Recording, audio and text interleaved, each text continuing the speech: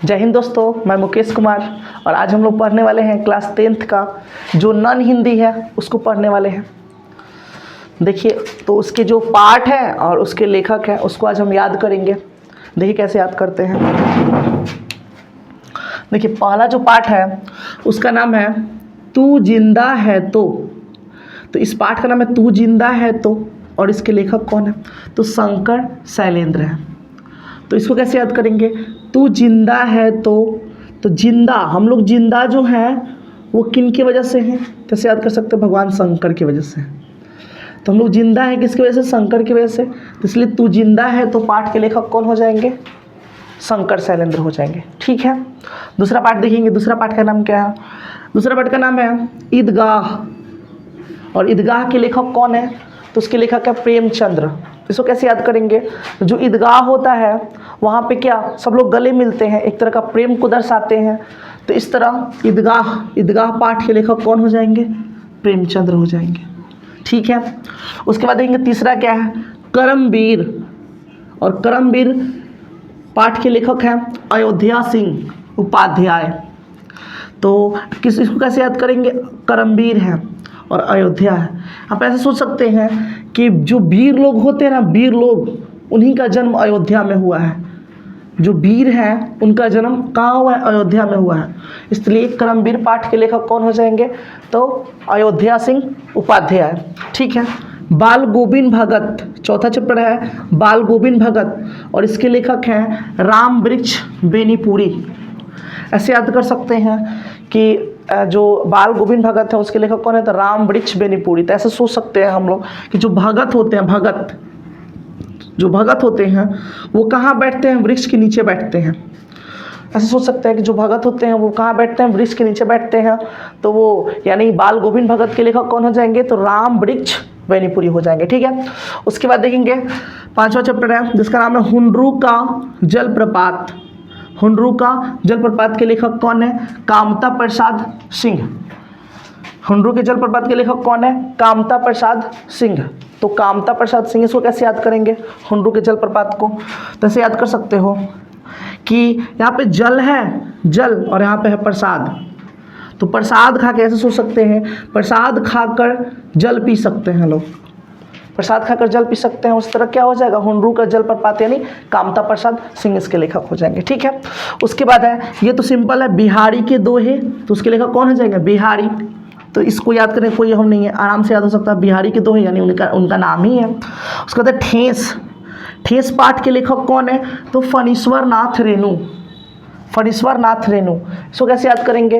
अगर किसी को ठेस लगता है तो वो रोने लगता है। सोच सकते हैं किसी को ठेस लगेगा वो रोने लगेगा, रोने से रेणु हो जा रहा है, ऐसे याद कर सकते हैं। जिसको ठेस लगेगा वो क्या करने लगेगा? रोने लगेगा, रेणु लगेगा, यानी रेणु हो जाएगा, फणीश्वर नाथ रेणु। ठीक है, उसके बाद है आठवां पाठ का नाम है बच्चे की दुआ। तो बच्चे की दुआ के लेखक कौन है? तो बच्चे की दुआ के लेखक है मोहम्मद इकबाल। उसको कैसे याद करेंगे? तो उसको याद करेंगे, यहाँ पे है दुआ शब्द, दुआ, और दुआ किससे मांगा? मोहम्मद साहब से मांगा जाता है, ऐसे सोच सकते हैं। दुआ किससे? तो मोहम्मद साहब से। ऐसे अरबी शब्द है दोनों, ऐसे याद कर सकते हैं कि बच्चे की दुआ के लेखक कौन है? तो मोहम्मद इकबाल है। ठीक है, उसके बाद है अशोक का शस्त्र त्याग। इसके लेखक हैं बंशीधर श्रीवास्तव। कौन है? तो बंशीधर श्रीवास्तव। इसको कैसे याद करेंगे? तो यहाँ पे शस्त्र त्याग, जो अस्त्र शस्त्र त्याग अशोक ने किया था, तो वो जो है वो वास्तव में किया था। सोच सकते हैं कि अशोक ने वास्तव में जो है शस्त्र को त्याग किया था, तो इसलिए यहाँ पे वास्तव लगा हुआ है। तो ऐसे सोच सकते हैं कि अशोक का अस्त्र शस्त्र त्याग जो है वो क्या होगा? बंशीधर श्रीवास्तव। ठीक है, उसके बाद है ईर्ष्या तू न गई मेरे मन से। इस पाठ के लेखक कौन है? तो रामाधारी सिंह दिनकर है। इसको कैसे याद करेंगे?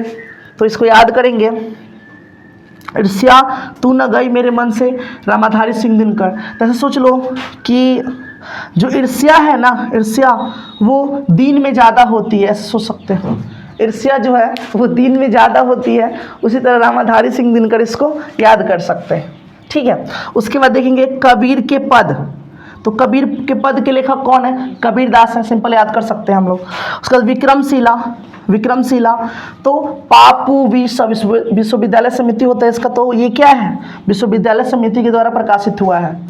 उसके बाद देखेंगे दीदी की डायरी, 13 पाठ है दीदी की डायरी। दीदी की डायरी के मतलब जो लेखक, ये क्या एक संकलित हुआ है, संकलन है ये एक, ठीक है। उसके बाद पीपल पाठ के लेखक कौन है? तो गोपाल सिंह नेपाली हैं। पीपल पाठ के लेखक कौन है? तो बोलेंगे गोपाल सिंह नेपाली, ठीक है। अब कैसे याद कर सकते हैं? यहाँ पे देखिए, यहाँ पे है पल, यहाँ पे है पल और यहाँ पे है पाल। तो ऐसे याद कर सकते हैं कि पल का पाल, पल पाठ के लेखक कौन है? पाल, यानी पीपल पल के लेखक कौन है? पाल, यानी गोपाल सिंह नेपाली। अब देखिए यहाँ पे अगला दीनबंधु निराला के लेखक कौन है? तो शिवपूजन सहाय। इसको कैसे याद करेंगे? शिवपूजन सहाय, ठीक है। तो ऐसे सोच सकते हैं हम लोग, दिन मतलब होता है गरीब, या बंधु मतलब भाई, ठीक है। तो जो गरीब या भाई को क्या करता है? सहायता करता है, उसकी पूजा होती है। तो समझ सकते हैं, जो बंधु या दिन, यानी दिन को जो बंधु समझता है उसकी सहायता करता है, तो क्या उसकी पूजा होती है, ऐसे हो सकते थे। यानी दीन बंधु निराला के लेखक कौन हो जाएंगे? तो शिव पूजन सहाय हो जाएंगे, ठीक है। ये जो एक पाठ है। अगला खेमा, 16 पाठ है। खेमा भी क्या हुआ है? संकलन हुआ है, तो इस क्या एक संकलित है, ठीक है। अगला है पाठ खुशबू रचते हैं हाथ। इसके लेखक है अरुण कमल। कैसे याद कर सकते हैं कि कमल से क्या निकलता है? कमल से भी तो खुशबू होती है, कमल से क्या होती है? खुशबू होती है। तो याद कर सकते हैं कि खुशबू रचते हैं हाथ, ये क्या है? कमल है, यानी अरुण कमल हो जाएगा। हौसले की उड़ान क्या है? एक विश्वविद्यालय समिति के द्वारा क्या हुआ है? प्रकाशित हुआ है ये, तो पापू विषय याद कर सकते हैं इसको। उसके बाद है जननायक कर्पूरी ठाकुर, ये भी क्या है? पापू विषय है, यानी विश्वविद्यालय समिति के द्वारा इसको प्रकाशित किया गया, ठीक है। उसके बाद है झांसी की रानी के लेखक कौन है? तो सुभद्रा कुमारी चौहान है। खूब लड़ी मर्दानी, वो तो झांसी वाली रानी थी, है ना जी। तो देखिए, तो झांसी की रानी के लेखक कौन है? सुभद्रा कुमारी चौहान। इसको कैसे याद करेंगे? यहाँ पे देखिए कुमारी है और यहाँ पे है रानी है, तो कोई भी कुमारी क्या होती है? रानी ही होती है, तो इसे याद कर सकते हैं इसको।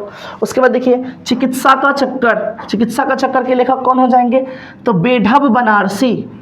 इसको कैसे याद करेंगे? चिकित्सा का चक्कर को बेढब बनारसी।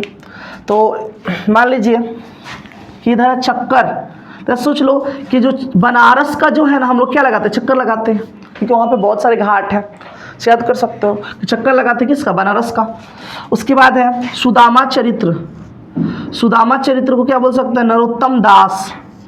ऐसे सोच सकते हैं सुदामा जो थे क्या? एक दास की तरह रहते थे, गरीब की तरह रहते थे, तो सोच सकते हो कि सुदामा चरित्र के लेखक कौन है? तो नरोत्तम दास है, ठीक है। और फिर अंतिम पाठ है राह भट्ट के हिरण के बच्चे को क्या है? डॉक्टर नी।